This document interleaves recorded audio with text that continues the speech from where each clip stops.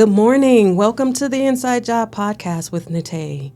Today, you guys, we got a really, really special guest, and I'm honored. And Lil, that's what we're gonna call her. Lil, right? That's correct. That's correct. You guys, Lil. Now I know most women don't like saying their age, but I really want to say your age so that people can be in awe as I am.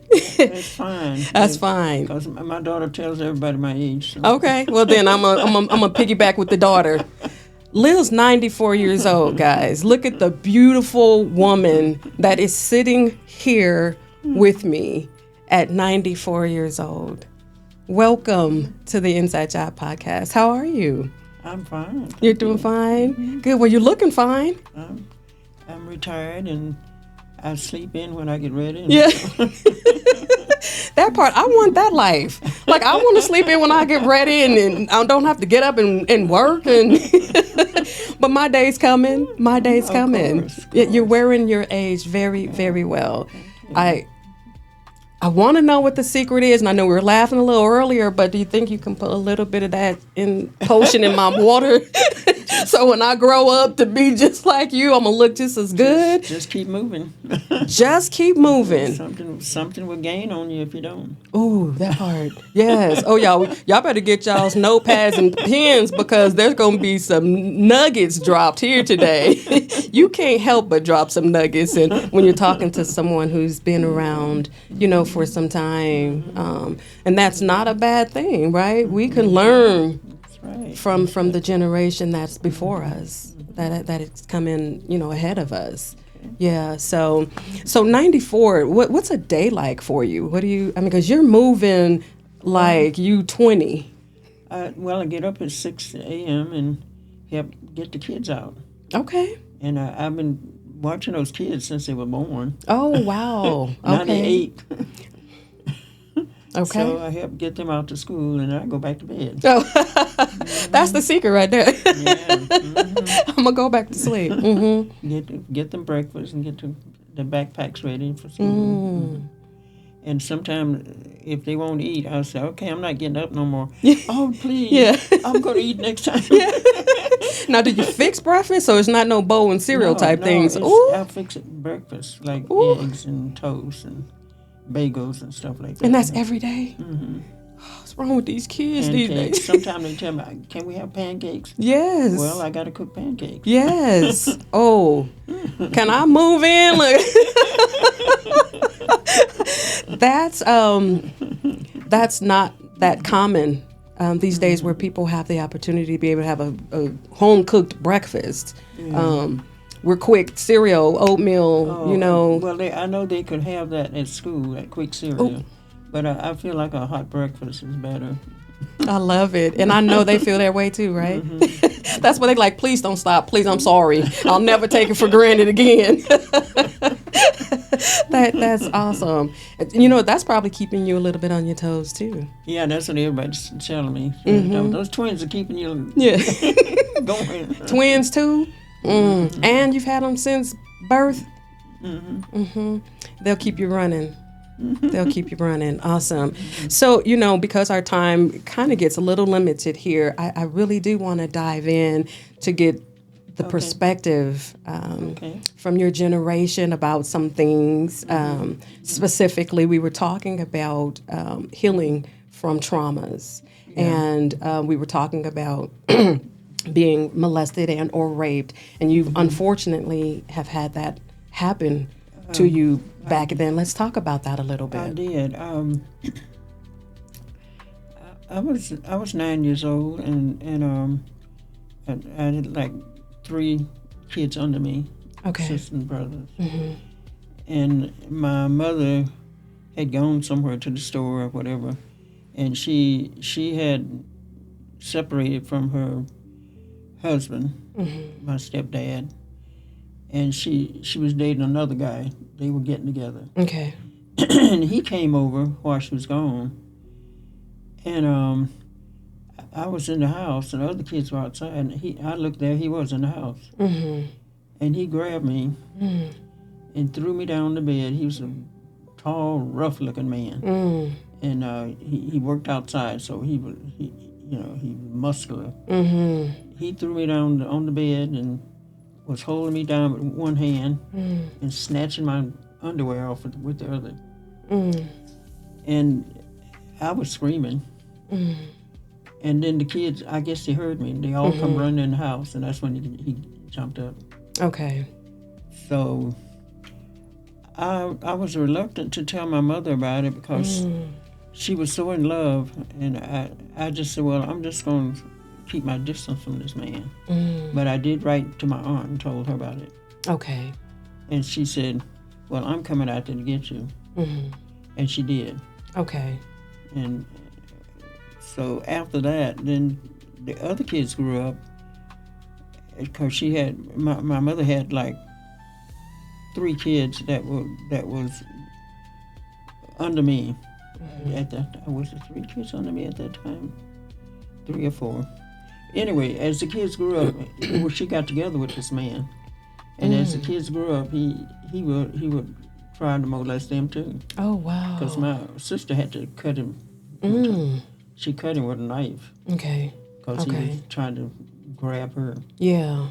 And then another one stuck the hard iron to him. But after that, my mother kicked him out. Okay. So it took all that to get for her to kick him out. Yeah, yeah. You know, so unfortunately, I've had that same type of situation. I didn't tell because it wasn't because it was my mother was in love or anything like that. This was a family friend. And I didn't tell, one, because I was threatened not to tell, or other people would get harmed or whatever.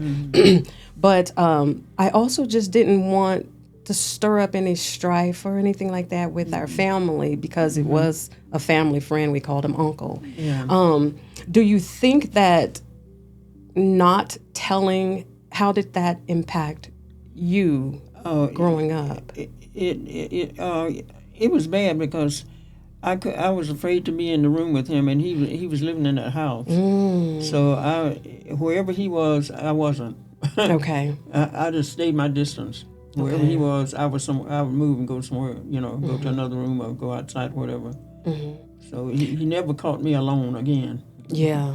Do you think your mom had an idea? I think she did, but like I said, she was so in love. So she was trying to stay with him. Yeah. And back then, I imagine there is this, because for me, and I know if it was my generation, it had to be going on way before me, where they didn't want you to really have the discussion about it. They didn't want to talk and tell about it. They didn't. Yeah. Why do you think, from your perspective, that was that way? I don't know. Well, maybe they just want to think it's just, you can get over it, but you can't get over it. You never get over it. You never get over it. Did you yourself, as you got older, choose therapy or anything to try to help cope through it? Well, in the South, growing up, there was no therapy. Okay. There was that I knew of. No, I didn't even know about therapy.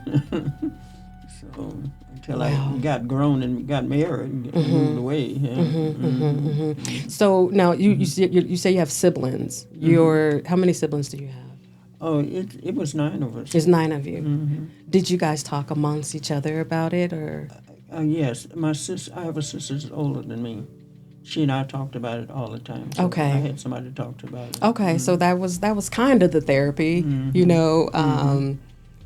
I had a therapist, from, this was started about 5, so I started therapy maybe about 9 years old.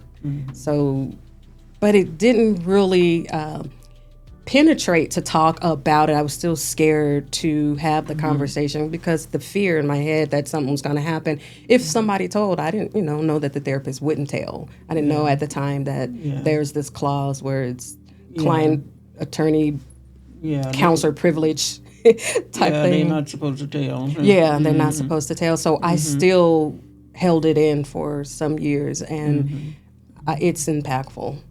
Growing up with that, I mean, I'm still, like you said, it doesn't go away. You just learn to work through it. Yeah. Now, do you, the anger, because there's anger that comes with this. Yes. Right? Yes, I was mad at him forever. Forever, huh? So even after she left him, and later on they became friends, but he couldn't, not that kind of friend. Mm-hmm. And I would come to the house, go to visit her, and he would be there, and I go, why is he here? Yeah. And he tried to be friendly. Yeah. But I was not friendly. So he never admitted what he did. No. Yeah. Mm-hmm. Wow. Which makes that harder for you, I'm sure. And made it harder for you to be in his presence, knowing that you've done something, you're not even going to take accountability for it. You don't even deserve to be. No, not around us. Yeah, not around us, not around us. Did your siblings, also the ones that dealt with them and fought back, did they talk to somebody about it? We just all talked about it. Okay. Among ourselves. Okay. So growing up, how did that impact you? What were some of the things that you've seen was impactful because of that? Because of that, after I left and went to live with my aunt and then my grandmother, grandparents, I just tried to put it in the back of my mind. I didn't talk about it to nobody else. Okay. So I just went on with my life. I didn't hold it, no malice in my heart against anybody else. Yeah. Except maybe my biological dad. Mm-hmm. And why was that? Because he was had a reputation for raping black girls, and he was a well-off man in the community. Okay. And he got away with whatever he did. Okay. So am I safe to say that he would rape black girls? Was he not black? He's white. Okay. He liked black girls. Well, I was a white girl lived in the community because this was in the country. Okay. And they tell me he raped her too. So I guess he just liked young girls. I don't know. Mm-hmm. Yeah. Mm-hmm. Wow. So did you grow up at all with your dad? Oh no. No. Okay. I like I say, I didn't even know he was my dad until I got grown. Oh. But I knew he was a bad man. Oh. Okay. Okay. And his wife liked me.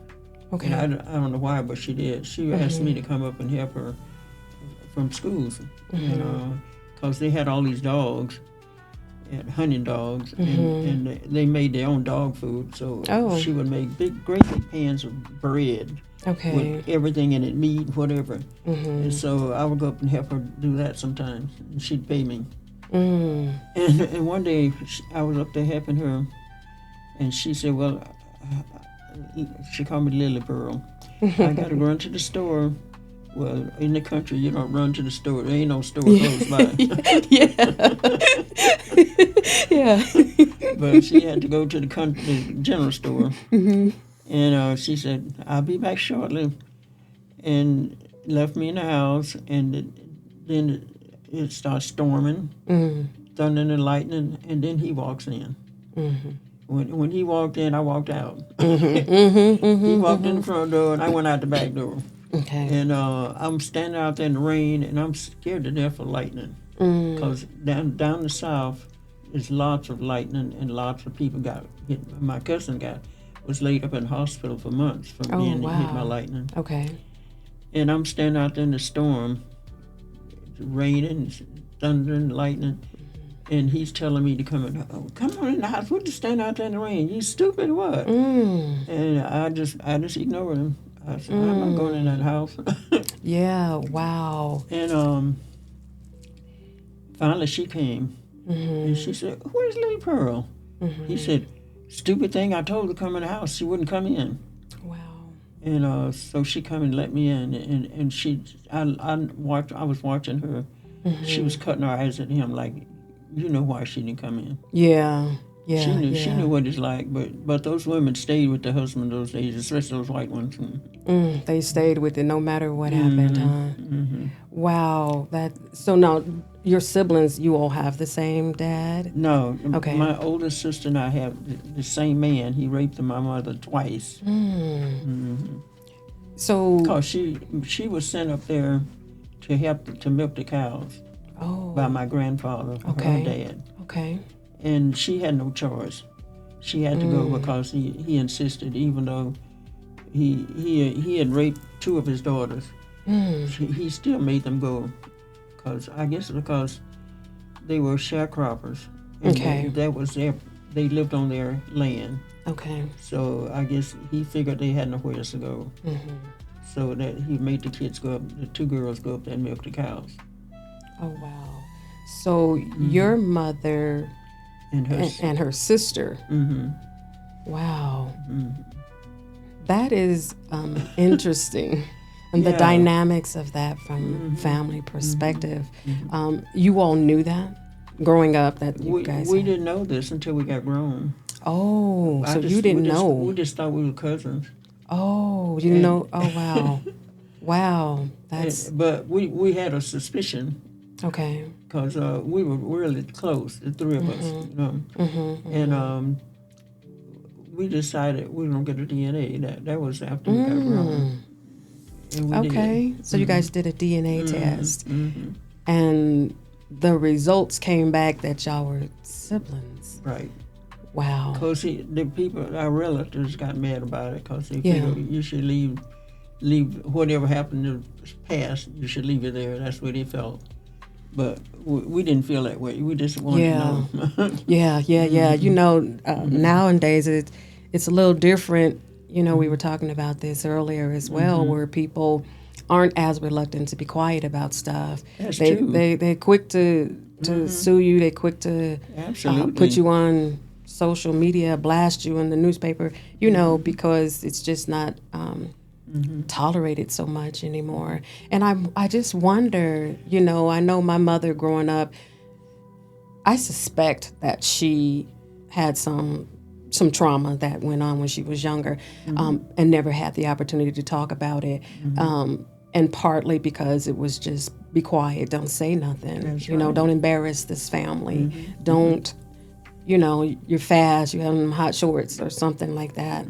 It shifted the blame, but it's different now, and I often just wonder what shifted where.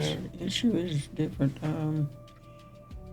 I don't know. I'm just really proud of the younger generation that they feel that way. They need to know. I'm proud of them for being that way. Yeah, keep talking, keep expressing yourself. In the old age, you weren't supposed to talk about this. Yeah. So if you were to just leave, you know, someone some advice and some nuggets about that, what would that be? What would you say to a young Lil? I say if you need to know where you come from. And if you have a way of finding out, then you should do it. Oh. You need to know. Okay. Okay. What about from perspectives of if someone is mistreating them and or, you know, wronging them? You should talk to somebody about it. You don't need to keep it to yourself. Okay. You should talk about it to whoever you can talk to. You know, if you can't talk to a therapist, talk to someone that you can trust. Ooh, that part. Because it does have to be a trusted source. You can't share everything and or anything with just anyone. No, you can't. Yeah, people will use that against you sometimes. And, you know, it'd be more harmful than helpful. True. Because they'll just go spread it. And make you mad and yeah. Wow, you know, it's so interesting, the difference in how you grew up and how, you know, how I grew up and even how my grandchildren and my children are growing up. It's different from when I was growing up. Absolutely. And, you know, they joke a lot and they say, oh, you know, that things don't happen like that. It's dinosaur age back then or whatever. But you guys are packed with wisdom that we can learn from. And so it's wise to listen to someone, your elders or someone of older, even though, we're older, they think it doesn't matter like that anymore. And it absolutely does. It absolutely does. I know those babies that you're raising, sitting around, maybe hearing the stories, they're gleaning a lot. They're getting a lot. Yeah. Oh, wow. So, wow. Okay. So we went to this house where my mother used to go just recently. I think it was last summer? My sister's son, the oldest one. Okay. He wanted to know about this too, because that would be his grandfather. Okay. So we were all down there on a road trip. Okay. And he said, well, let's go up there to this little town up in Alabama. And he said, let's go up there. So we did. And he pulled right up in the yard. I said, Charles, you can't be pulling up in these white folks' yard down in the South. Yeah, that's true. That's true. That's true. It's dangerous. It's different.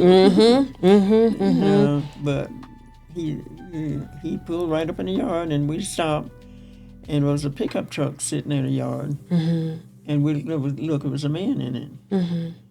And so the man got out and went, can I help y'all? And it was a carload of us, and I was sitting in the back. And Charles started talking to him and told me, this is Mila Pierce's place, yes. And who are you? He said, I'm his nephew.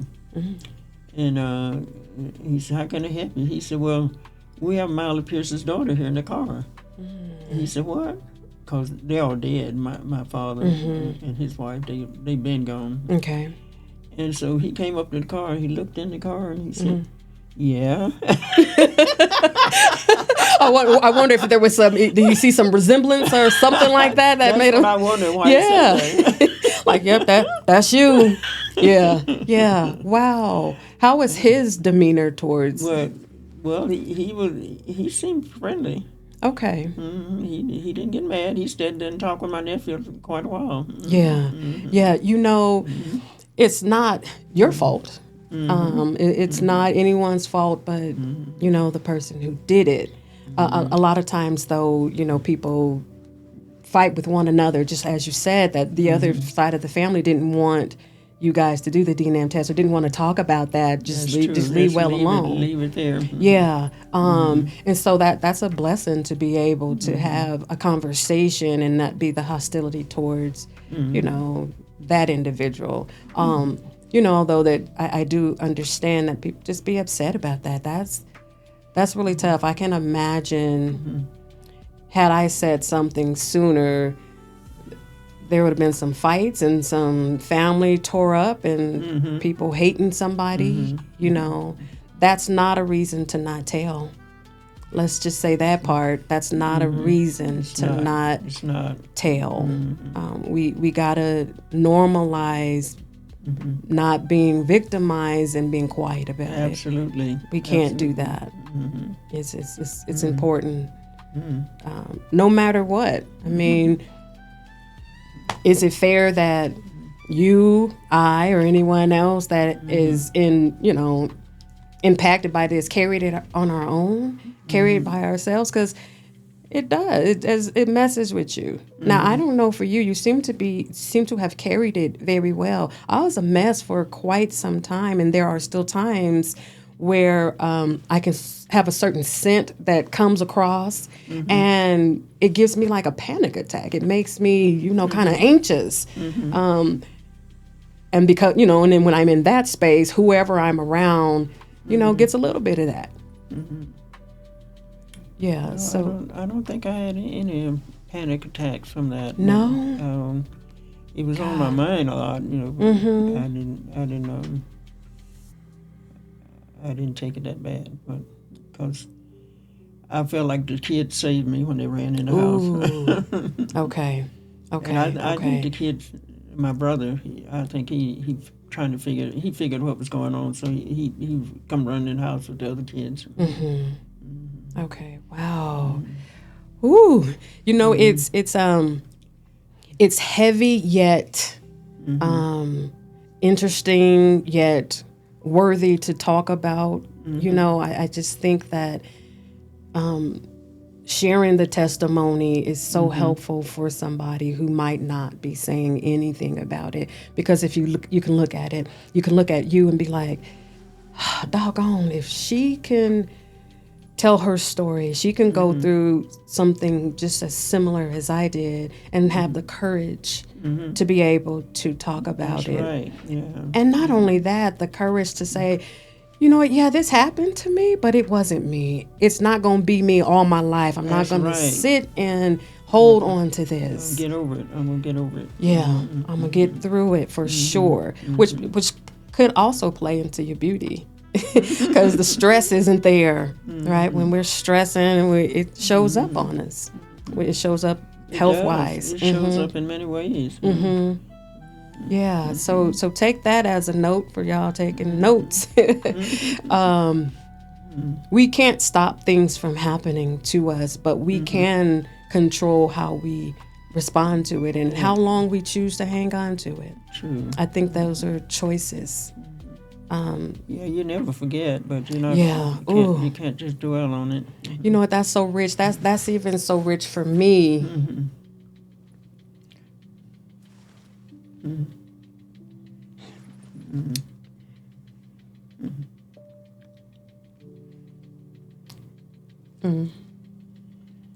Because got me. You got me. I'm sorry. No apologies needed. It resonated and hit me that way because there are times where, you know, I kind of sit in it sometimes. Even though I've gone through a lot of healing and a lot of therapy for it, I sit in it sometimes. And I don't know if it's that I feel sorry for myself or if I'm angry. I don't quite know why. That I still allow it to strike an emotion that makes me, you know, sad or hurtful. You can't help it. Like you say, it's not your fault, but you can't help it. Yeah. Would be sad about it. Yeah. But to just sit here like in this moment, and you know, and I'm not gonna apologize about it because I'm gonna feel it. And if the tears come, they just come. But let it go. You know, how does that look? You know, let it go, Nate. You know, it happened. It's unfortunate. It hurt then. Let it go. Yeah, you have to. Yeah, and that's what just poked me. That right there was just like, oh, you know what? You're holding on to this still. And you don't have to. No, you don't. Yeah. We don't. We can choose to let go. Yeah. Wow, thank you for that. I mean, that just freed me right there. And so it's not tears of hurt. It's like, oh wow, girl, let it go. What you holding on to it for? And you don't have to. Right. Wow.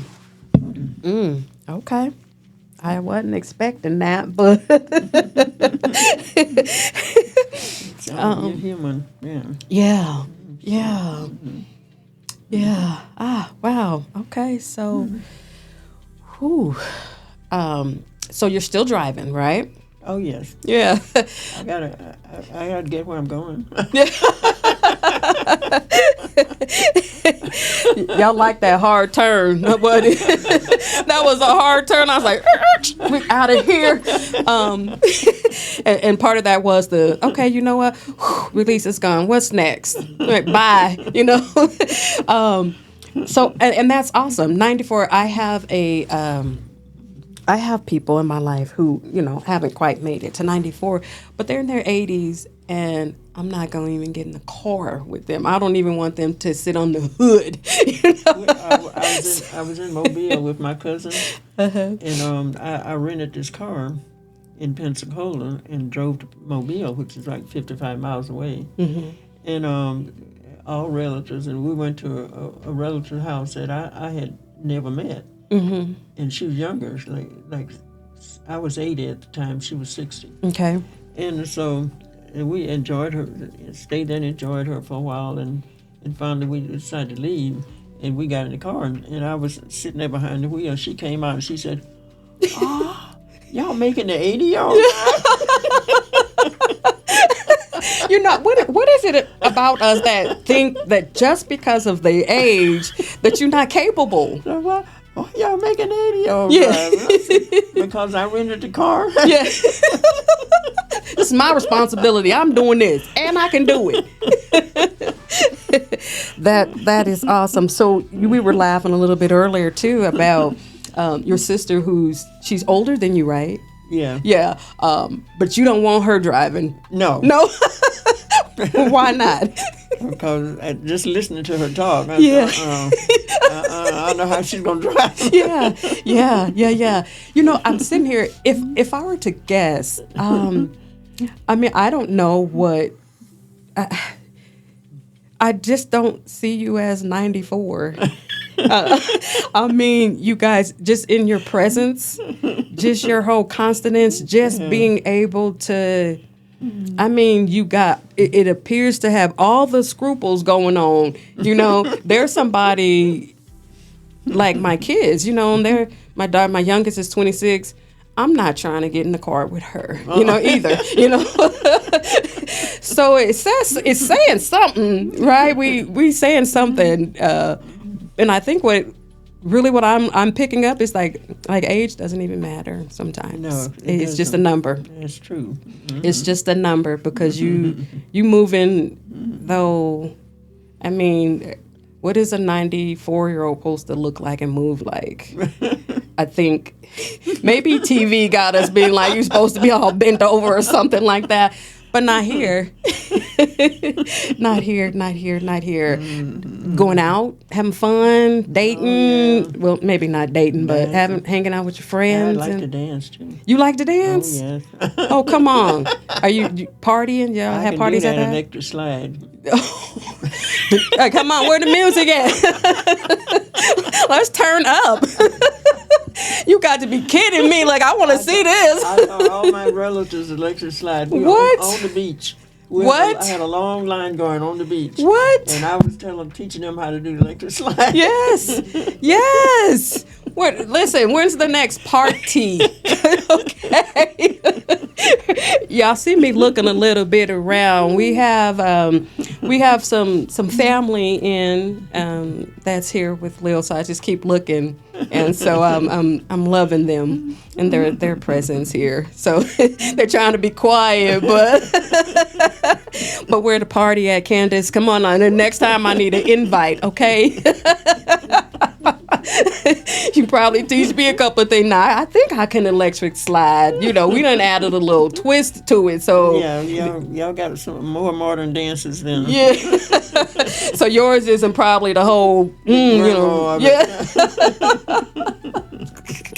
of the line dancing. Yeah. Do you know any of the other line dances? Oh, I get out there and try to do that. Yeah. What is that dance they do? The waffle? Wobble. Oh, wobble. The wobble, yeah. Oh, the wobble. Mm-hmm. I'm like, the waffle? Who else hungry? The wobble. Yeah, listen. I haven't had breakfast. Our producer got some breakfast, though. He got a little bit of breakfast before he came in. Yeah, I'm going to put you on the spot a little bit. He got his grub on before he came. So the wobble. What about forgive me, you probably gonna know a little more before I do because of the grandkids, but Dougie? You know how to do the Dougie? Oh, okay, because I was gonna ask you to teach me because I don't know how to Dougie. I can do it in my seat. I think. Somebody's telling me you know how to Dougie.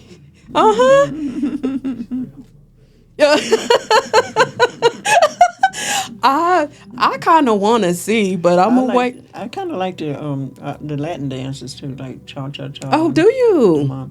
Yes. My cousin and I went and got in a mambo contest. Yes. What? Went to New York City, Mm-hmm. and we went to the Savoy Ballroom, and there was a mambo contest going with Tito Parentes and a bunch of Puerto Ricans. Mm-hmm. And they had a line going all the way around the ballroom. What? And we went up there and got in. Yeah. You was like, step back. The champ is here. Yeah. Speaking of relatives, we found out today, y'all, this is a small world. Your granddaughter, Tracy, is actually my cousin. Yeah. Yeah. Look at this. So we were related in a way. Yes, this family, y'all. So now I really get invited to the cookouts and to the parties. I'm ready for it. I'm ready for it. Yes, Tracy, that is shout out to you, Miss Tracy. I'll make sure she gets a hold of this. But such a small world. Yeah, Tracy used to come over when she was like 2. Yeah. And we'd be laying up in the bed and she'd be walking all over us.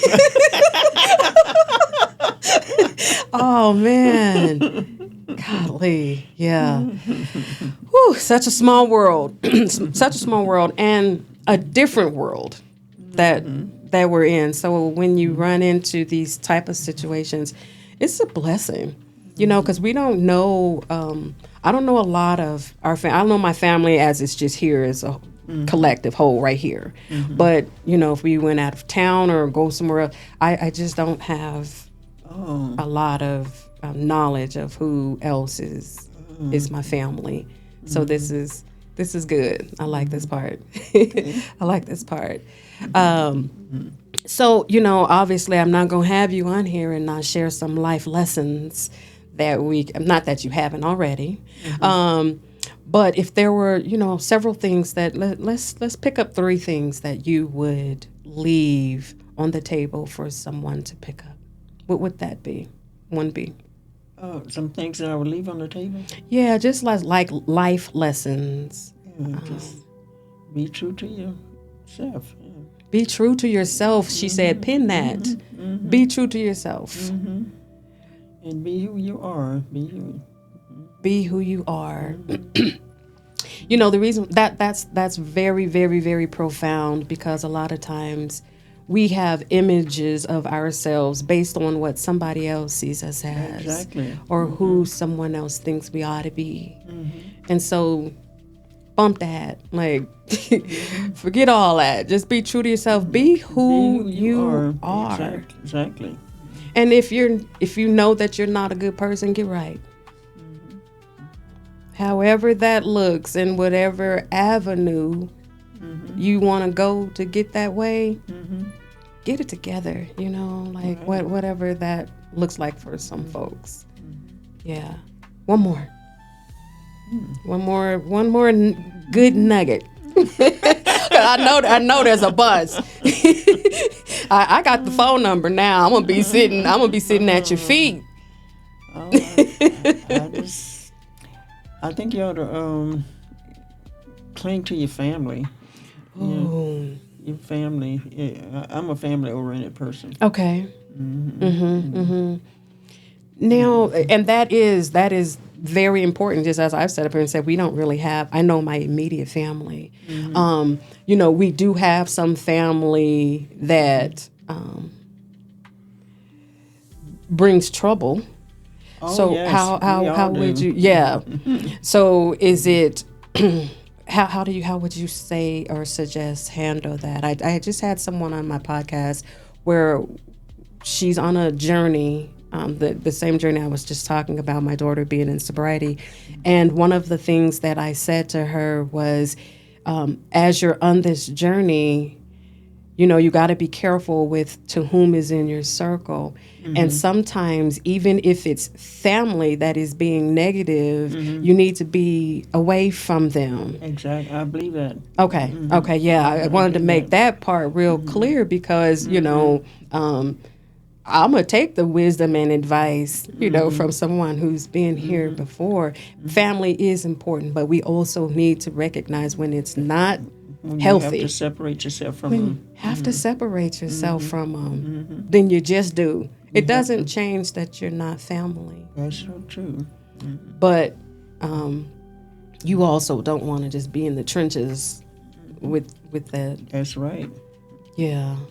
So y'all heard it here on the Inside Job podcast. Be true to yourself. Be who you are, and be with your family. That's important. Those that you can be with. That's right. Be with your family.